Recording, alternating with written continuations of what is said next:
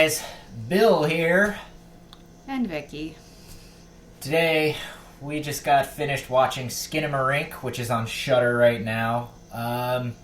And before we get started, I'm going to tell you I'm not going to edit this video. I just want you to hear off the cuff, raw, kind of brutal comments about this movie.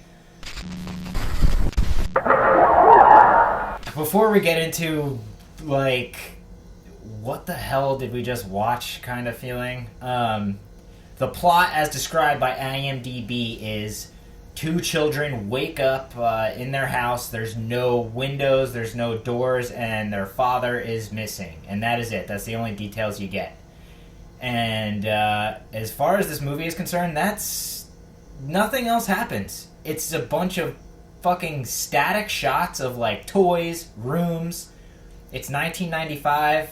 Not that even makes any difference. There's Legos on the floor. There's cartoons on a staticky TV. It's also shot lo-fi, like shittier than our webcam that we're filming these on, which is pretty bad. It's so dark. You're waiting the whole time for something to happen, but like nothing happens. It's just a bunch of shots of rooms. A voice sometimes talks to these kids that you don't really ever fully see. I don't know.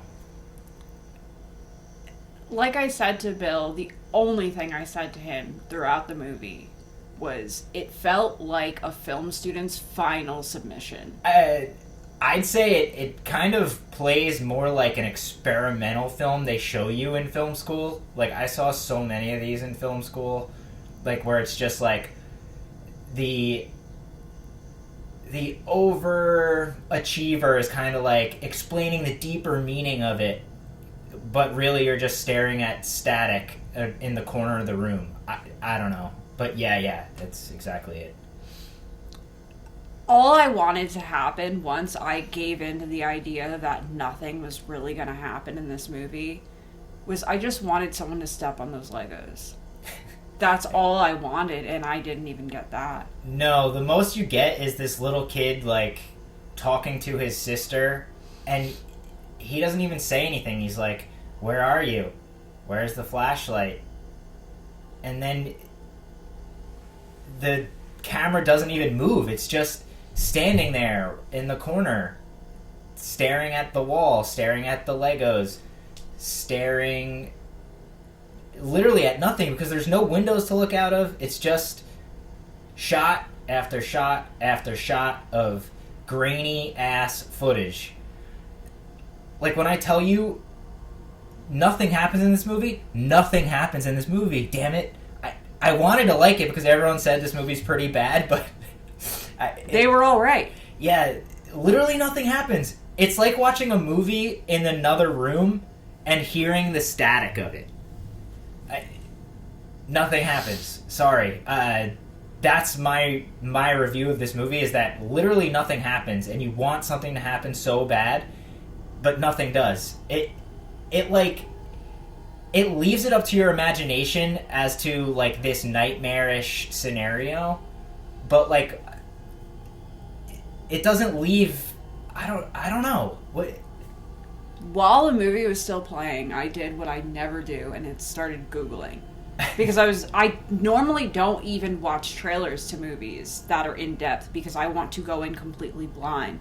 But I was like, screw it. Worst comes to worst, something gets ruined, and it's the only thing that could happen. Nothing happens. So what I read online was that this was like a commentary on what it's like to grow up as a child of divorce. Normally, I don't get that at all. Normally, my response would be, who hurt you? No, I don't want to know anymore. I don't think so. This reads more like it's supposed to be like what it's like to have a nightmare and be scared of the dark, but nothing scary even happens. You're literally staring at the wall.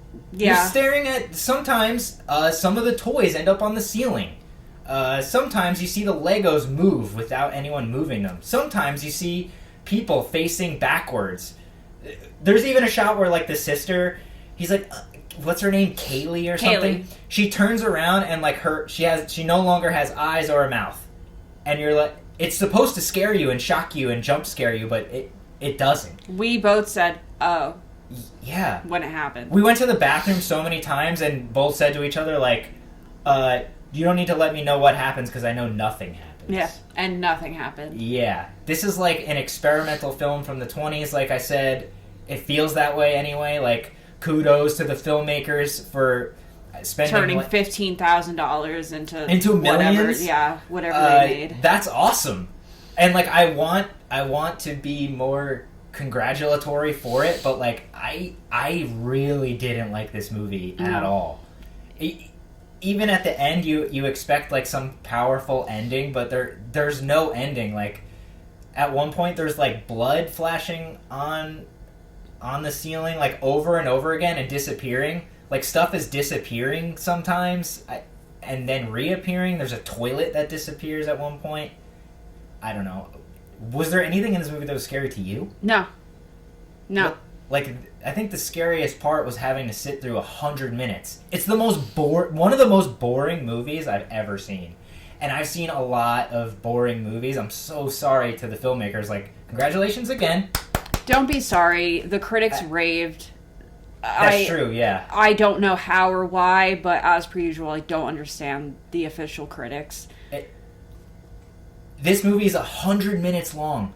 I was checking how long was left in the movie after 15 minutes. That's usually my move, by the way. I do that, and he'll laugh at me because it's like, we just pressed play, and I'm like, I just gotta see. No, it was Bill doing it this time. Yeah, like, this is like almost like...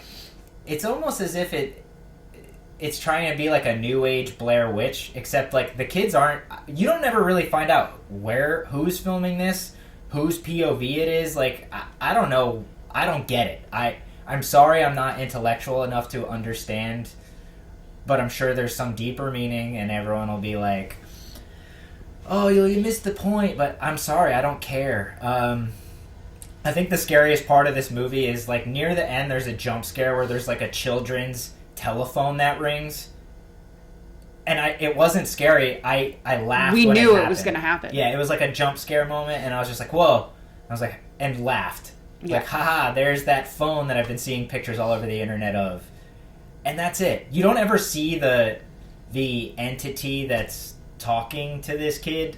I don't think. You see like a shadowy figure, and at the end you see a kind of, I don't know, lo-fi face telling him to go to sleep. I guess you could find the voice telling him to go downstairs.